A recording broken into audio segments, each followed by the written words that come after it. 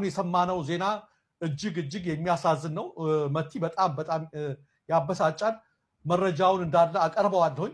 በቴዎድሮስ ካሳሁን ላይ የተፈጸመው ጥሬ አፈና ነው። ስለዚህ ይህንን ጥሬ አፈና ተቃውሜ ለድምፃዊ ቴዎድሮስ ካሳሁን ሶሊዳሪቲ ማሳየት እወዳለሁ።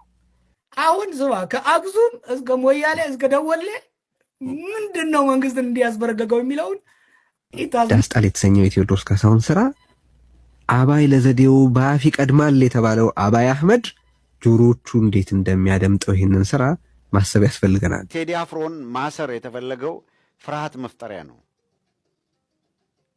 አጠቃላይ ማህበረሰብ ውስጥ ፊር መፍጠር፣ ለማንም አይመለሱም የሚል ስሜት መፍጠር፣ እንደዛ አይነት ነገር እንዲፈጠር ሙዚቃው መነጋገሪያ እንዳይሆን ማድረግ ጫና መፍጠሪያ ናቸው። እንዲህ ስናደርግ እኮ ይሄን ጫና እንፈጥራለን ነው። በኢምፕሊኬሽን ያልተረዱት ነገር ግን ይሄንን እንኳን ቶለሬት ማድረግ አቅቷቸው እንደዚህ አይነት አግሬሲቭ እና ፍርሃት እየፈጠር ነው የሚል ስሜት ለመፍጠር ብለው ሲሰሩ እንደው በተወሰነ ደረጃ ሸረፍ አድርገውም ቢሆን ወዳጆቻቸው የሆኑ አካላት ከነሱ ጋር ተሰልፈው የነበሩ አካላት አይ ይሄ ነገር ከባድ ነው፣ በቃ እነዚህ ሰዎች መንግስት መሆን አይችሉም፣ እነዚህ ሰዎች ይህንን ሀገር ሊመሩ አይችሉም የሚል ድምዳሜ ላይ እንዲደርሱ በዚህ ሁኔታ እንዴት ስለ ነጻነት፣ ስለ መናገር ነጻነት፣ ስለ መጻፍ ነጻነት ማሰብ አይቻልም በቃ ወደፊትም ቢሆን እና የአብይ አምባገነነው የሚለውን አነጋገር ከአምባገነንም በላይ እንደሆነ እንዲረዱ አድርጎ በዙሪያ ያሉትም አትሊስት የሚችሉ እንዲርቁ ያልቻሉ ግን ቢያንስ ማይን አእምሯቸው ውስጥ ጥያቄ እንዲፈጥር የማድረግ ነገር ነው እና ይሄ በራሳቸው እያደረጉት ያለው ነው። በቴዲን ፕሮቴክት አደርጋለሁ የሚለውም ሊያደርገውም የሚገባው የማህበረሰብ ክፍል የሚገባውን ያክል እየሰራ ነው ወይ? ሌላው አካል ያለን እንደሆነ እንደዛ አይደለም። እንቅስቃሴዎች አሉ፣ ምንም ጥርጥር የለም። በዚሁ አጋጣሚ ወደ 15 16 የሚሆኑ የሲቪል ማህበራት በጋራ ሆነው ለውጭ ጉዳይ መስሪያ ቤት ያስገቡት ደብዳቤ አለ። በጋራ በመሆን ለአሜሪካን ውጭ ጉዳይ መስሪያ ቤት ወይም ስቴት ዲፓርትመንት ደብዳቤ አስገብተዋል። ለስቴት ዲፓርትመንት የገባው ደብዳቤ የሚያሳየው የሚያመላክተው ሲቪል ማህበራቱ ያሳዩትን ትብብር። አሁን የሰማነው ዜና እጅግ የሚያሳዝን ነው። መቲ በጣም ያበሳጫል። መረጃውን እንዳለ አቀርበዋለሁኝ። ምንድነው የሆነው? በዛሬው ዕለት አሁን ከጥቂት ከአንድ ሰዓት በፊት ቴዲ ስቱዲዮ ነበረው። የቴዲ ስቱዲዮ አዲስ አበባ ሲኤምሲ አዲሱ የኮንቬንሽን ህንፃ ላይ ነው የሚገኘው፣ የቴዲ ስቱዲዮ ማለት ነው። ስቱዲዮ ኤና ቢ የሚል አቡጌዳ ኤቢ የሚል ስቱዲዮ አለው።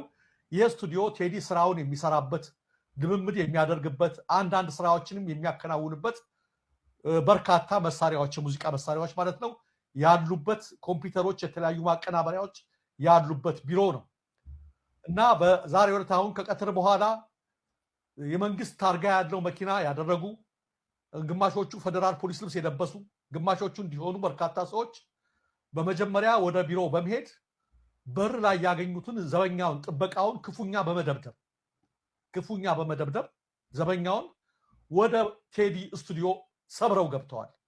ያለ ቁልፍ ሰብረው በመግባት ያለ ፍርድ ቤት ማዘዣ በጠራራ ፀሐይ ሰብረው በመግባት በስቱዲዮ ውስጥ ያሉ ማናቸውም ነገሮች ከስፒከር እስከ ኮምፒውተር፣ የሙዚቃ ማቀናበሪያ መሳሪያዎች በጠቅላላ ኦርጋን፣ ጊታር፣ የተለያዩ ነገሮች ለወደፊት የሚወጡ የአርቲስቱ የቴዲ አፍሮ የጥበብ ስራዎች ገና ለወደፊት ያልወጡ የፈጠራ ስራዎች ያሉበትን በሙሉ ይዘው ሄደዋል።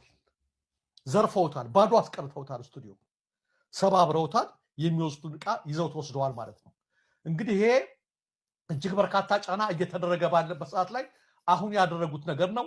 እኛም ኪሪየስ ሆነን ነገሩን እየተከታተልን ነው የምንገኘው። እንደተናገርነው አገዛዙ አብዷል። እኛም በተቻለ መጠን ለኢንተርናሽናል ኮሚቴው እንደተለመደው እያሳወቅን ነው የምንገኘው ይሄንን ነገር ምን እየተደረገ እንደሆነ ማለት ነው። ቴዲን የሚፈልጉት ከሆነ መንግስት አለ ከተባለ፣ ህግ አለ ከተባለ የራሳቸው እኮ ሰዎች የታሰሩት አቀናባሪዎች ይፈታያሉ እኮ እየጠየቁ ናቸው፣ የብልጽግና ሰዎች ሳይቀር። ህግ አለ ከተባለ አርቲስቱ የትም ቤቱ ነው ያለው።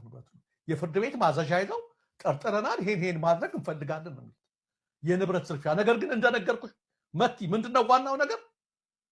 ማደህየት፣ ንብረቱን መዝረፍ፣ ማማረር፣ ሀራስ ማድረግ አለብን የሚለውን ትናንት ያደረግነውን ነው ቸክ እያደረጉ ያሉት ቀስ በቀስ። ከዚህም አልፈው ወደ ሌላ ነገር እንደሚሄዱ ይጠበቃል። ምክንያቱም አብደዋልና በአሁኑ ሰዓት በርካታዎች ሀዘናቸውንም ቁጣቸውንም እየገለጹ ነው የሚገኙት። ትናንት ማታ እንደነገርኩሽ 4 ኪሎ አየር ጤና ወደ ቦሌ አካባቢ በርካታ ወጣቶችን አስረዋል። ስልኮቻቸውን ነጥቀዋል። የቴዲ ሙዚቃ ሰማችሁ በሚል ማለት ነው ተገኝታችኋል በሚል አልበቃናቸው። ረስት ለሶኑ በቃ ተዋከቡ፣ አበዱ። አሁን ደግሞ እንደምታዩ ስቱዲዮውን ንብረቱን በመዝረፍ የወደፊት ስራውን ይዘው በመሄድ የወንጀል ድርጊት ማለት ነው የወንጀል ድርጊት እና ይህ ነገር በከፍተኛ ሁኔታ በህግ ሁሉ መንግስትን በቴዎድሮስ ካሳሁን ላይ የተፈጸመው ጥሬ አፈና ነው። ስለዚህ ይህንን ጥሬ አፈና ተቃውሜ ለድምፃዊ ቴዎድሮስ ካሳሁን ሶሊዳሪቲ ማሳየት እወዳለሁ። የተፈጸመብህ አፈና በቴዎድሮስ በአንተ ላይ ብቻ የተፈጸመ ሳይሆን በማናቸውም ከያኒ በማናቸውም የሰው ልጅ የማሰብ የመፍጠርና ሐሳብን የመግለጽ ነፃነት ላይ የተቃጣ ጥቃት ነው ብዬ አምናለሁ። ስለዚህ በአደባባይ ከቴዎድሮስ ካሳሁን ጋር ለቴዎድሮስ ካሳሁን ሶሊዳሪቲ ማሳየት እፈልጋለሁ ማለት ነው። አንዱ እሱ ነው። ሁለተኛ ሌሎች ተጨማሪ ጉዳዮችም ግን አሉ። ይሄ ቤዚክ የሆነው መርህ ነው፣ ቤዚክል ነው። ለራሱ ክብር አለኝ የሚል ማንም ሰው ሊቆመው ሊይዘው የሚገባ አቋም ነው ብዬ አምናለሁ። ግን ከዛም ይሻገራል። እኔ ቴዎድሮስ ካሳሁን በዚያ አገሩ ሁሉ ባበደበት ስንቶችን ሲገረሰሱ ባየንበት የእብደትና የመንጋነት ወቅት ካገዛዙ የቀረበለትን ጥያቄ ሳይቀበል በዛ የእብደት የጦርነት ጊዜ በዝምታ መዝለቁን እጅግ አድርጌ አከብራለሁ። ይህንን ከዚህ በፊትም ተናግሬው የነበረ ነገር ነው። በነገራችን ላይ ከ2-3 ዓመት በፊት ያኔ አቤል ሙሉጌታ ቴዲ አውጥቶት ለነበረው አንድ ዘፈን የሆነ መልስ የሚመስል ነገር ጽፎ በነበረበት ወቅት ያጋራሁት ሀሳብ ነበረ። የምታስታውሱ ታስታውሳላችሁ። አሁንም ያንን ነው የምደግመው። አሚን በዛ ወቅት የቴዎድሮስ ካሳሁን ዝምታ ዋጋው ምን ያክል እንደሆነ በጣም ይገባኛል። ምክንያቱም ያኔ የመንጋ እብደት በጠቅላላ አገሩ ሊባል በሚችል ደረጃ ምሁሩ ማለት የሃይማኖት አባቱ ወር እንደው በዚህ ሁኔታ ውስጥ በመርህና በሞራል እንዲቆም ይጠበቅበት የነበረው እጅግ ብዙ ሰው ይሰጠው ከነበረው የክብርና የሞራል ማማ ሲወድቅ እርሱ በዛ በዝምታቸው ከቀጠሉ ሰዎች አንዱ መሆኑ ካገዛዙ የፕሮፓጋንዳ መጠቀሚያችን ሁን የሚል ጥያቄ ያንን ጥያቄ ሳይቀበል ለመቆየት የሚጠይቀውን ሃይድሮጅን ኢነርጂ አንደርስታንድ አደርጋለሁ ልላችሁ ነው። ያኔ የነበረው እኮ የጥላቻ ብላክ ሆል ነው ሊባል ይችላል። በዛ ስበት ሳይወሰድ ራሱን ችሎ ቆሞ እዛ ነገር ውስጥ የነበረኝን መልካም ስም እዛ ነገር ውስጥ አልቀላቅልም ብሎ መቆሙን በጣም አድርጌ አከብራለሁ። ሁለተኛው ነገር እሱ ነው።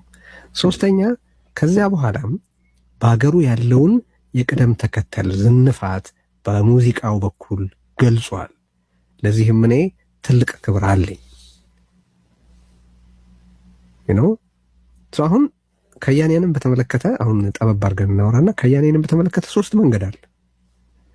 የነ አቤል ሙልጌታ፣ የነ ነዋይ ደበበ፣ የነ አረጋኸኝ ወራሽ መንገድ አለ።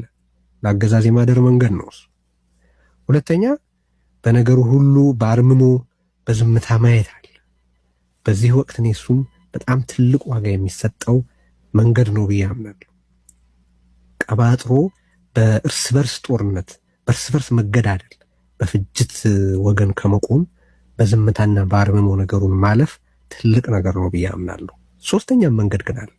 ሐሳብን መግለጽ፣ ቅሬታን መግለጽ፣ የተሰማን መግለጽ፣ ሪስክ መውሰድ ማለት ነው። እሱም ሌላ መንገድ ነው። አይ ቲንክ ቴዎድሮስ ካሳሁን ሁለተኛና ሶስተኛዎቹ መንገድ ላይ ተመላልሰዋል ብዬ አምናለሁ። ስለዚህ በእነዚህ ሁለት መንገዶች ላይ በመመላለሱ ምክንያት ዝምታውም መናገሩም የሚጠይቀውን ዋጋ በሚገባ አንደርስታንድ ስለማደርግ ፕላስ ለከያንያን የማሰብ የመፍጠርና ራስን የመግለጽ ነፃነት በጽኑ ከመቆም መርሄ በመነሳት ለቴዎድሮስ ካሳሁን ሶሊዳሪቲ ማሳየት እፈልጋለሁ እና አይ ቲንክ ይሄ በሌላ በኩል ሲታይ ደግሞ በሀገሩ የሰፈነውን ጥቁር አፈና የሚገልጥ ነው። ከዚህ ቀደም የፖለቲካ ፓርቲዎች ጋዜጣዊ መግለጫን ለመስጠት በሚሞክሩበት ወቅት የደረሰባቸውን እንግልት ታውቃላችሁ። የሚያዩበት የሚሄዱበትን ምንድነው የሚደርስባቸውን እንግልት ታውቃላችሁ። አሁን አገዛዙ መቼስ የስሌት ማሽኑ የተበላሸ በማናቸውም ህብረተሰብ በማናቸውም በጎ በሚባል ሐሳብ ላይ ሁሉ በጠላትነት የሚነሳ ዘረፈጅ የሆነ አገዛዝ እንደሆነ ይታወቃል። አሁንም ያደረገው ያንን ነው ብዬ ነው ማስበው። እኔ ትላንትም ዛሬም ነገም በአገዛዝ በማንም ላይ የሚፈጸምን አፈና እቃወማለሁ። በከያንያን፣ በፖለቲከኞች፣ በአሳቢዎች፣ በዜጎች፣ በነዋሪዎች፣ በከተሜዎች፣ በገጠሪዎች በማናቸውም የህብረተሰብ ክፍሎች ላይ ለማሰብ ለመፍጠርና ሐሳብን ለመግለጽ በሚደረግ ሙከራ ላይ ወይም በሚደረግ ክንውን ላይ የሚፈጸምን አፈና አጥብቄ እቃወማለሁ። ስለዚህ ይህንን አጋጣሚ ተጠቅሜ እኔ ሶሊዳሪቲን ማሳየት እወዳለሁ ልላችሁ ነው። የመጀመሪያው በዚህ ጉዳይ ላይ ያለኝ አተያይ ይሄ ነው እና እኔ ማንም ቤዚክ የሆነ ሰብአዊና ዴሞክራሲያዊ መብቶች እሴቶቼ ናቸው የሚል ሰው ከመርሁና ከእሴቱ ተነስቶ እዚህ ተመሳሳይ ድምዳሜ ላይ ቢደርስ ነው ትክክሉ ብዬ አምናለሁና ነውና የመጀመሪያው ነገር እሱ ነው ልላችሁ ነው። እና ስለዚህ በርታ ልለው እወዳለሁ። ያው ይሄን መባል አያስፈልገውም። እኔም ጀስት አንድ ሰው ነኝ። የበኩሌን አስተያየት በዚህ ታሪካዊ አጋጣሚ ለመግለጥ ካልሆነ በስተቀር በዙሪያው በጣም ስፍር ቁጥር የሌላቸው አበረታቾች እንዳሉ አይጠፋኝም። ግን በእኔ በኩል ያለውንም እንደ ከመርህ ከእሴትና ከአጠቃላይ ከመርሆቼ በመነሳት በዚሁ አጋጣሚ ለቴዎድሮስ ያለኝን ሶሊዳሪቲ ማሳየት ስለፈለኩ ነው። በጣም አመሰግናለሁ።